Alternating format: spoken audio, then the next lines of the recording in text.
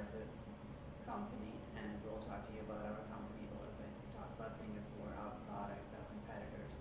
We'll talk about our segmentations and our target, as well as our positioning, integrated marketing, communication, pricing, and sales force nationality, and then we'll ask you for any questions. Today, here with me are Carl, Anne-Marie, and Brian. So as you know, we're Borsheim's. Our CEO, Karen Goricke, sent us here today to talk to you about our product today.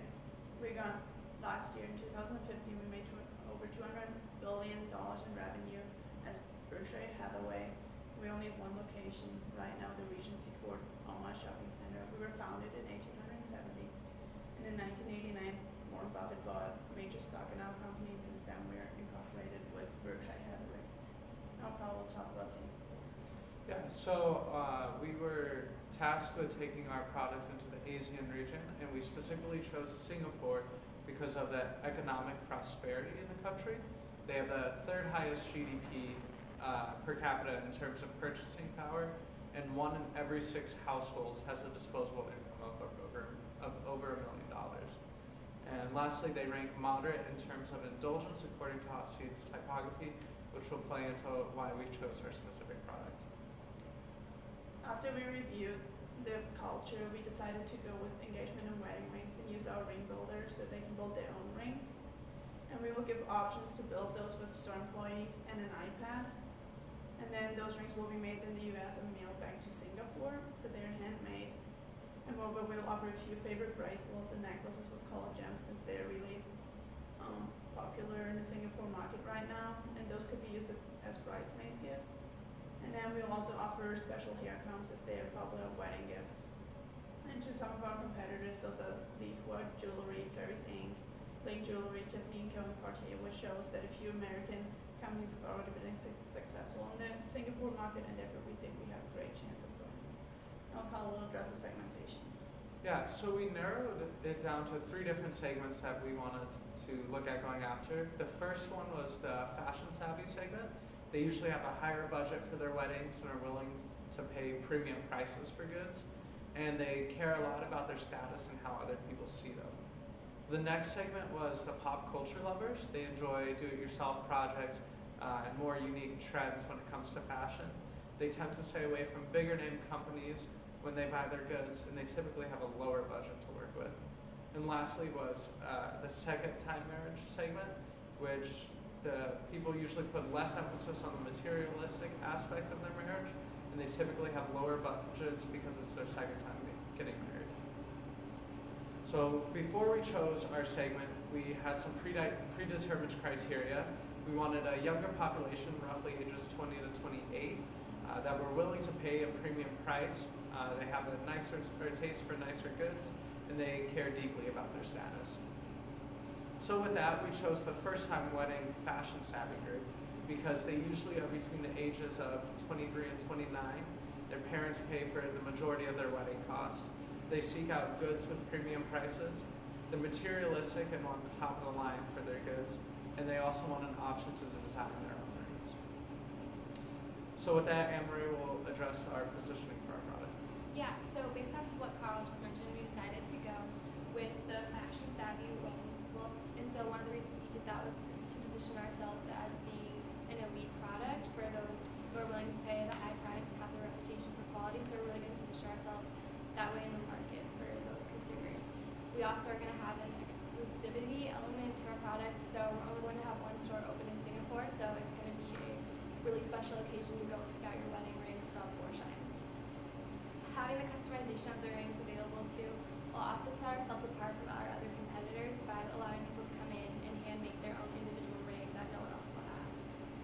We'll also position ourselves as being special just to weddings. That is our main market. We provide wedding rings and gifts for bridesmaids, as mentioned, so it's really just a special occasion kind of store. And now to talk about our integrated marketing communications, we're going to do communication extension with pattern advertising. It's going to have the same look and feel as a lot of the ads in Omaha, but we're going to have the copy written by people in Singapore native to that country, so they make sure it fits within their culture and is translated correctly. We're also going to create a word of mouth buzz. We're really marketing towards those who have an elite status in Singapore, so it's a collectivist society, so they all kind of trust each other's opinions. So we're going to use that as a main way to get the word out about our product. We're also going to focus on emotional appeals in our advertisements and focus on the fact that it's a special for weddings. So we're going to have a lot of weddings in our advertisements, and then we're going to focus on having that higher status.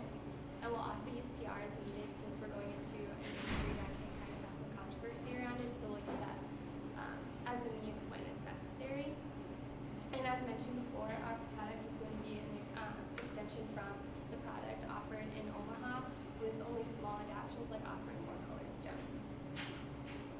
And now Ryan's going to talk about the pricing strategy and address that. So for our pricing strategy, our objective is to target the elite of the Singaporean society. We're going to be using a market skimming strategy. We believe that's the best approach to the wealth of individuals within the country. And the actual price of products will be based on flexible cost pricing to ensure prices are competitive within the particular market environment. This allows us to be competitive locally and will be easy due to the fact that we have a physical store within Singapore and do not have to worry about any export costs that could potentially force us to raise our own costs. So we feel like we can be competitive within this high-end, luxurious jewelry market. One of our major concerns within pricing strategy is that government regulation regarding copyright laws within this high context culture is very low. So we need to remain vigilant to avoid counterfeiting operations that can severely undercut our high prices. We believe that this is a high likelihood just because Singapore is ranked third in the world in counterfeit goods. China's first. Also, Singapore is considered to be one of the highest in the world as far as piracy. These are according to a couple of a marketing research firm and also OECD, which is a Asian business regulatory firm. And then regarding our sales force nationality, since we are selling jewelry, which is a low-tech product, we'd be well served to hire host country nationals. This would be cheaper than expats, and the locals would have a better understanding of traditions than we would. So we would be able to ensure that we are really serving the local community. Also, we have to keep in mind that Singapore has a low percentage overall of the people being actual native to Singapore. So we could hire a diverse sales team in regard to ethnicity because most people living in Singapore are not natives. The majority of the team can be host country nationals, but some third country nationals from countries that match the ethnic breakdown within Singapore would be a wise investment to ensure that we can serve all the people who live in the Singapore market. To bring it all together, we're going to focus on products for weddings in Singapore. We're going to target the fashion-savvy first-time wedding group, as we said earlier. We're going to use pattern advertisement to ensure they understand our advertisement, but we don't think we have to adapt it as much. But we'll also use market skimming because we have a high-end product, and we will mainly hire home country nationals. So, are there any questions for you? If there are any more questions, feel free to email me and we will get those answered right away.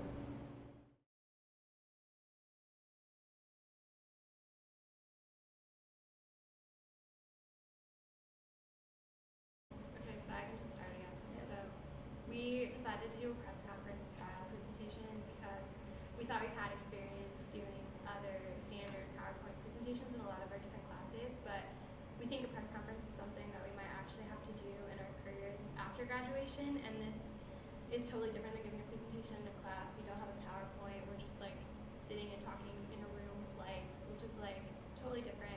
But I think this prepared us well if we ever have this kind of experience in the future to be able to handle it well. I think one interesting part of the our press conference is we don't have anyone sitting in front of us. So it's kind of weird to, like, once you finish talking, you really didn't know what to do. So just adjusting to that, but I feel I'm prepared where if I were in a press conference and there were people in front of me, I'm comfortable talking in this kind of setting. Yeah, I think this just helps working with media and actual questions investors might have, and you just got to realize you have to cover everything. Yeah, I think